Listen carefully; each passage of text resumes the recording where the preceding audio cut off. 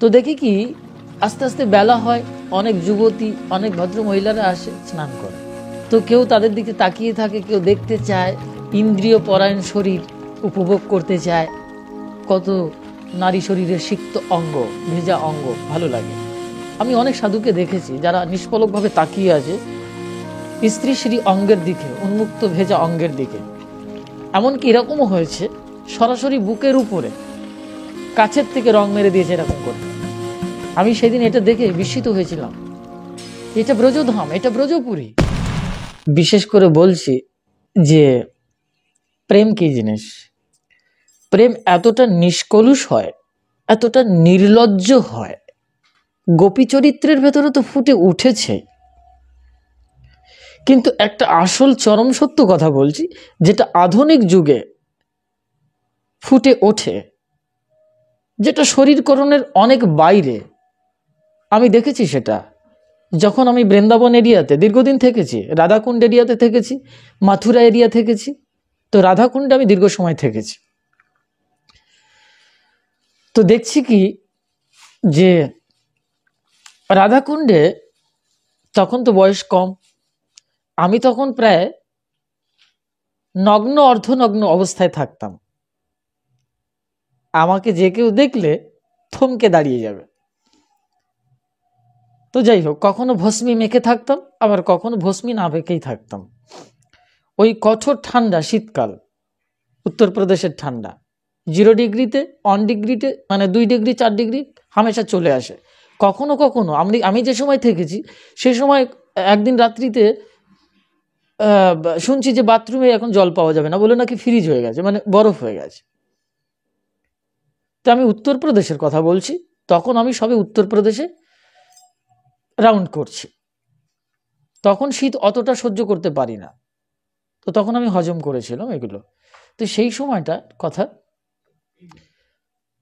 তো আমাকে একটা সেবা কাজ দিয়েছিল যেখানে আশ্রমে ছিলাম। তারা বললেন যে এখানে একটা সেবা কাজ করতে হবে, রাধাকুণ্ডে গিয়ে নোংরা আদি যা আছে ওগুলো পরিষ্কার করতে হবে, সেবা কাজ।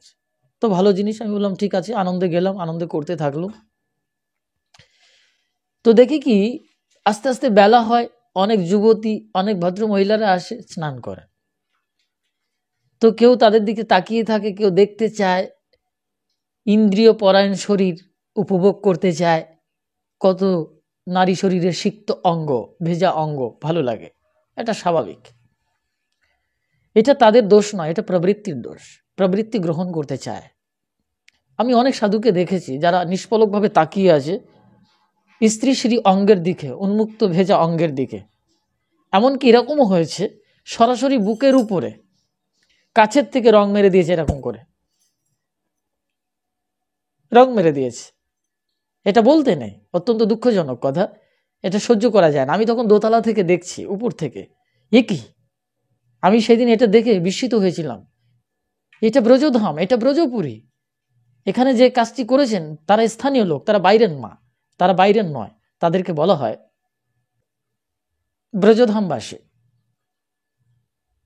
তো যাই হোক, আমি তাদের সেই দিনকের পরিচয়টা দিয়ে তাদের ছোট করতে চাই না, ব্রজধামকে ছোট করতে চাই না। কিন্তু যেই হোক, এই ঘটনাটি একজন ঘটিয়েছিলেন বা কয়েকজন ছেলেরা ঘটিয়েছিলেন।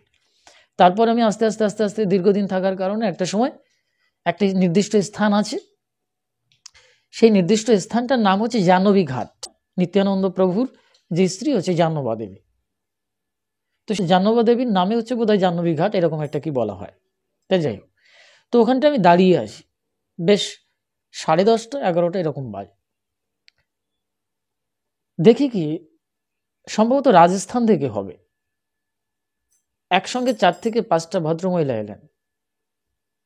ভদ্রমহিলা না, যুবতী মহিলা, যুবতী ভদ্রমহিলা। কত বয়স হবে, 25 থেকে 28, কারো 20-22, কারো 18। বেশ 5-6 জন ওখানে মিলে ওরা ওখানে স্নান করতে নেমেছে।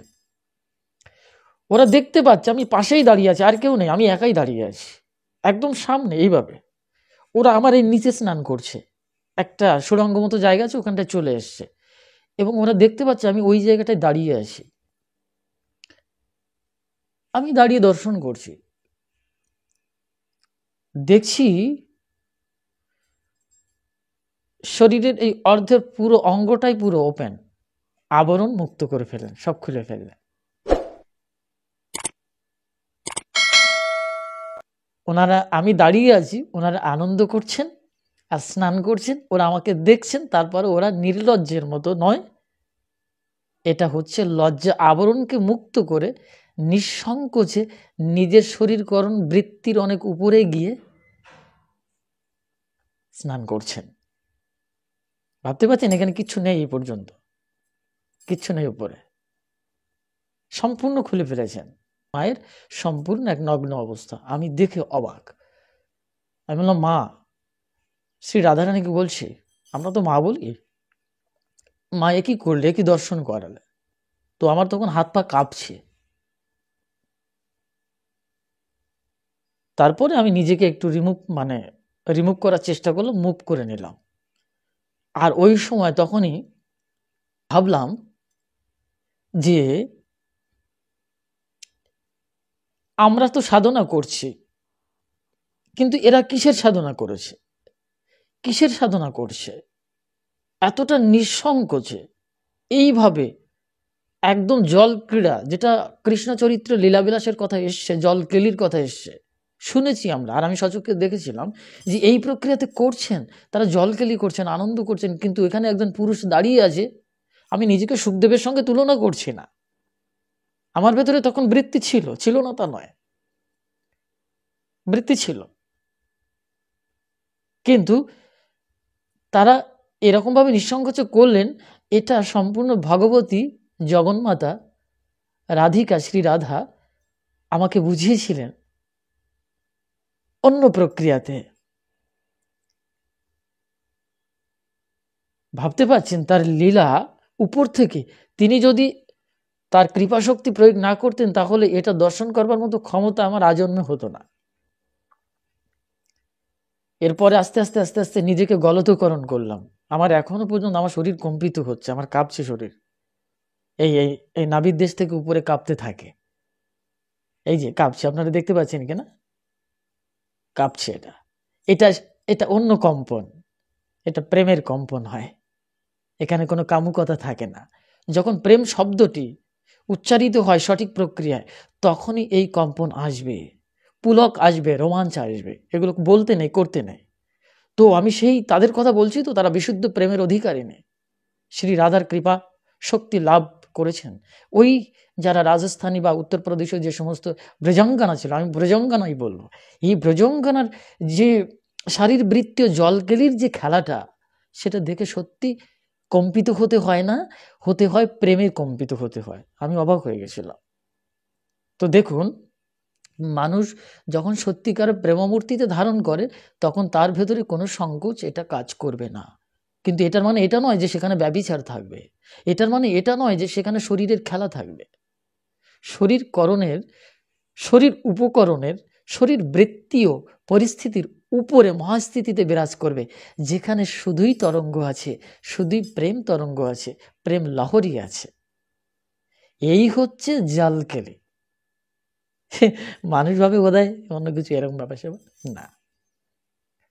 তাহলে ভাবতে পারছেন যে প্রেম মূর্তিতে প্রবেশ করতে গেলে নিজেদেরকে কতটুকু নিঃসংকোচে, কর্মমলকে নাশ করতে গেলে কতটুকু নিঃসংকোচ হতে হবে, কতটুকু শঙ্কা পরিত্যাগ করতে হবে, কতটুকু শান্ত হতে হবে, কতটুকু নির্বিকার হতে হবে। সেই দিন আমাকে মা বুঝিয়েছিলেন, জগন্মাতা শ্রী রাধারানী আমাকে বুঝিয়েছিলেন, দেখো তুমি তো সাধু হবে, সাধু হয়েছো, বৈরাগী হয়েছো, সন্ন্যাসী হয়েছো, ঘুরছো ব্রহ্মচারী, দেখো কতটুকু ইন্দ্রিয়কে শান্ত করতে শিখতে হবে।